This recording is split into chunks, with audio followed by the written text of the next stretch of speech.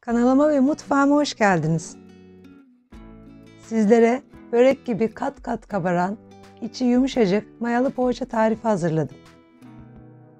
Hemen tarifimizin yapılışına başlayalım. Poğaça hamuru için yarım su bardağı ılık süt, yarım su bardağı ılık su, 1 paket kuru maya, 1 tatlı kaşığı da şekeri atıp maya eriyene kadar çırpıcı ile karıştırıyoruz.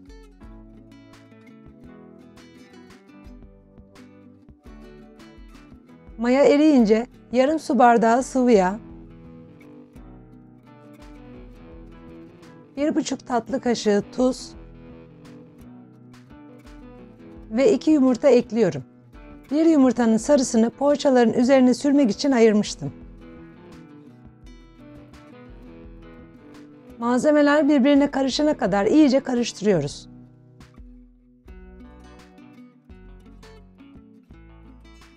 Malzemeleri karıştırdım. Şimdi ununu ekleyeceğim için çırpıcıyı çıkartıp kaşıkla karıştırmaya devam ediyorum.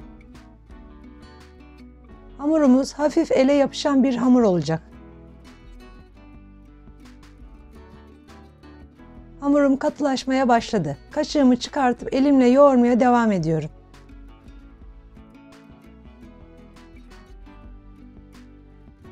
Bu ölçüler için 5 su bardağı un kullandım. Sizler hamur katılaşmaya başlayınca unu kontrollü ekleyin. Her unun cinsi farklı olabiliyor. Çok katı bir hamur olmasın.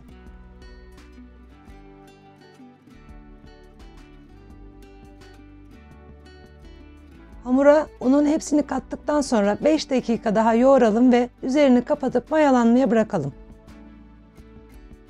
Hamurum çok güzel mayalanmış. Hemen havasını alıyorum.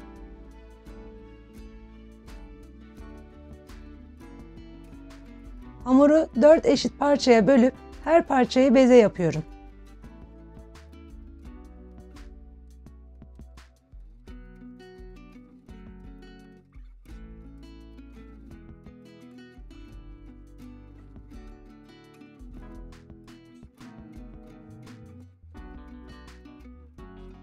Hamur bezelerimizi tepsiye alıp üzerine örtelim ki biz yufkaları açarken üzerleri kurumasın. İlk bezemin altını üstünü unlayıp açmaya başlıyorum.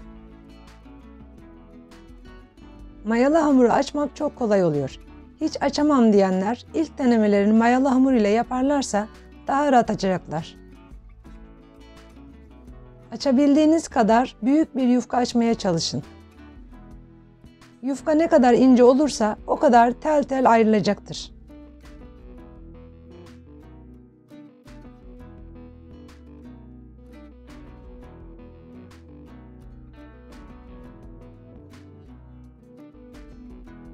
Yufkamızın yapışmaması ve daha rahat açılması için ara ara altını üstünü azar azar unlayarak açmaya devam ediyorum.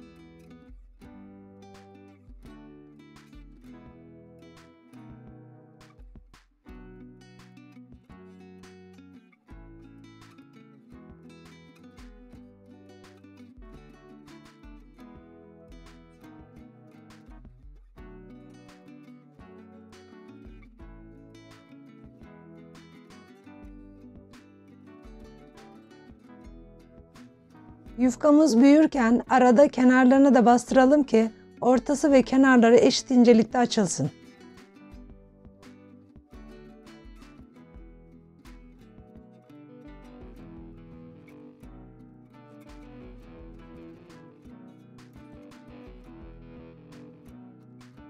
İlk yufkamı açtım. Hemen kenara alıp ikinci yufkamı açıyorum.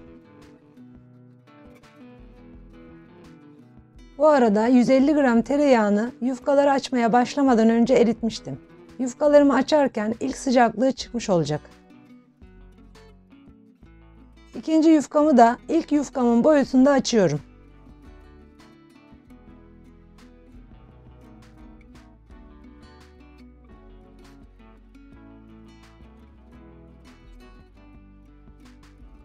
İkinci yufkamı da açtıktan sonra eritmiş olduğum 150 gram tereyağını yufkanın her tarafına gelecek şekilde fırçayla sürüyorum. Yufkanın aralarının yağlanması poğaçanın kat kat ayrılmasını sağlayacak.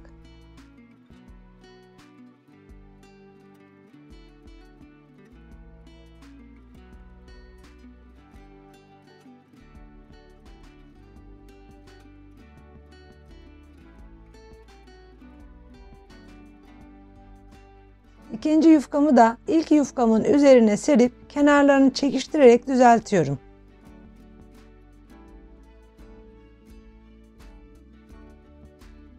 Yine yufkamın her tarafını yağlıyorum.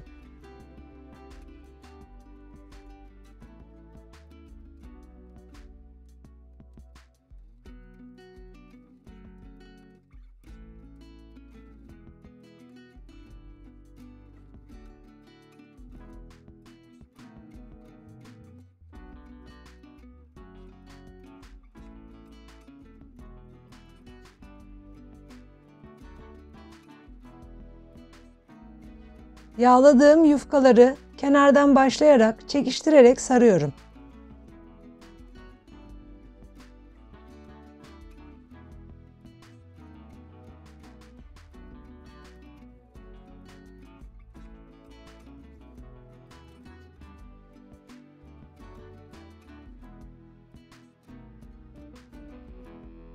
Ruloyu biraz da elimle çekip uzatıyorum. Daha sonra ortadan ikiye bölüyorum. Biraz daha uzatıyorum ve 3 parmak kalınlığında kesiyorum.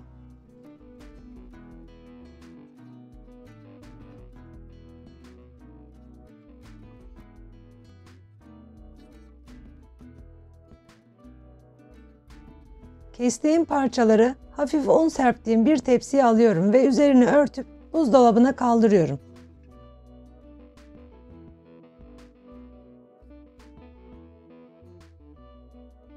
Diğer iki yufkamı da aynı şekilde açıp yağlayıp rulo yapıyorum.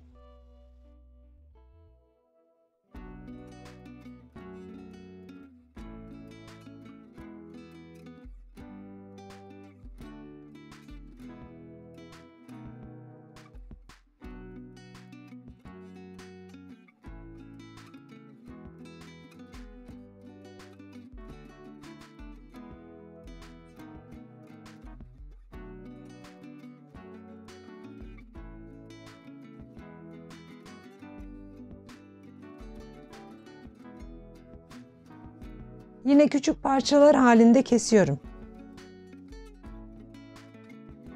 Kestiğim parçaları tepsime diziyorum. Yağların donması ve rahat açılması için üzerini kapatıp buzdolabında 15 dakika bekleteceğim. Şimdi bir bezemi alıp bir kenarını içe doğru katlayıp diğer tarafı üstte kalacak şekilde elimle hafif bastırıp merdane ile açıyorum. Açtığım poğaça hamurunun içerisine rendelemiş olduğum kaşar peynirinden koyup kapatıyorum ve ortaya doğru üzerini sıkıca bastırıp fırın tepsisine diziyorum. Poğaçalarınızın içini istediğiniz malzeme ile doldurabilirsiniz.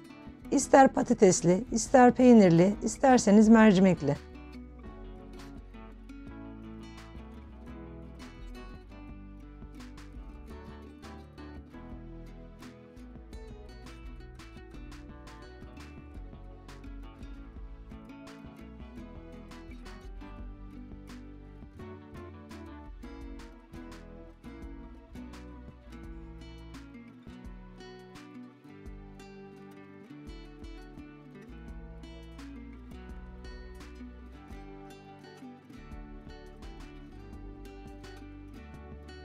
Poğaçalarım hazır. Şimdi tepsi mayası için sıcak bir ortamda bekletiyorum.